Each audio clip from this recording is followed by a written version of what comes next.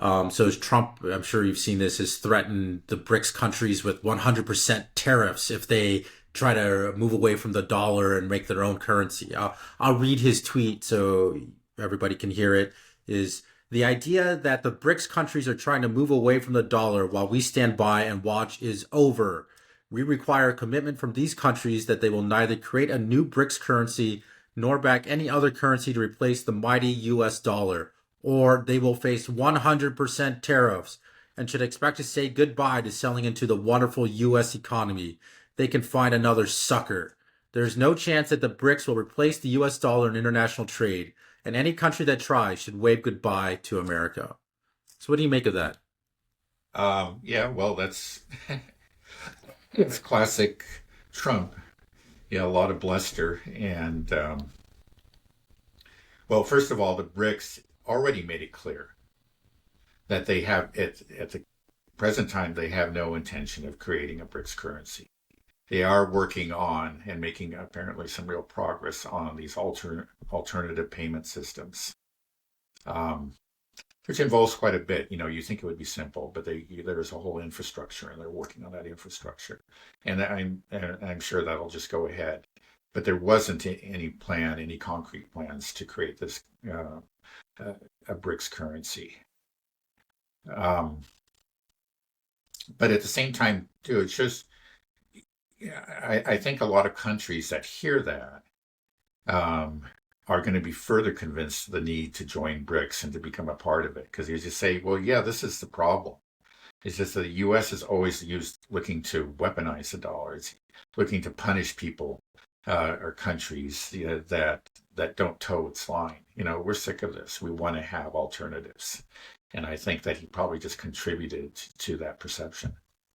Right. That was my immediate reaction when I saw that. It's like, well, this is clearly why people need an alternative. Is that the U.S. says if you don't do what we say, then we're going to punish you. And clearly that's and I just don't understand how people can't, Trump or our leaders can't realize that that's the problem. The Yeah. weaponization of the dollar is the problem. Like we can't be doing this. We have to allow the dollar to be used fairly when we can't be sanctioning everybody and punishing everybody, slapping all these tariffs. It's just further fueling the decline of the United States. And the idea that like, oh, that's the big threat is you can't sell to America. It's like, it's going to hurt America more than anything else. You want to slap 100% tariffs on all Chinese goods? Talk about inflation. Things are going to go out through the roof here in the United States. Like it's shooting ourselves in the foot. I just don't Yeah. understand why it's so difficult for people to grasp that, or for someone like Trump to grasp that, or his team. Like, surely they understand the implications of what's happening in the world. Why BRICS is created? Why the multipolar world is lucrative? Why people Yeah. are wanting an alternative payment system because of what we've done we've sanctioned 1/3 of the countries in the world. You can't just do that forever and expect there to be no repercussions. Right. Yeah. And at the same time, we're just printing off money, devaluing the dollar, and forcing everybody to use it. And then we go into debt and start all these wars around the world and expect everybody just to go along with it. Yeah. I don't get it. Well, it's just part of the same mindset, that we wondered, like, we've tried to understand the NATO's conduct vis-a-vis Russia and with respect to Ukraine.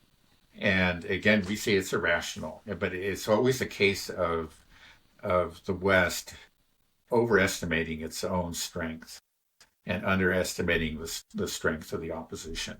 And it's part of that. We've just explained it as sort of like this imperial hubris. It's this unipolar moment that they just can't let go of. I think Mark Sloboda described it as kind of like a high that they had, and they're just trying to hang on to that high. And yeah, it ends up really distorting their understanding of the world. They in everything that they talk about, like again, there's all this talk about, well, we're going to go in and we're going to basically impose some kind of ceasefire in Ukraine. We're going to threaten the Russians and we're going to twist the Ukrainian arms and they'll agree to it. And they just don't seem to understand that they don't have that strength. I mean, that Russia is in the driver's seat, but they really believe that they can just impose something. And it's the same thing with the dollar. It's just like there was a time, because there was a time when they could just do whatever, say whatever, do whatever they wanted, and they would threaten sanctions, and countries would just uh, they would fall into line. But those days are over. They just don't seem to understand it. They're still living in those days, and those days have ended, and that's really very much to their own detriment.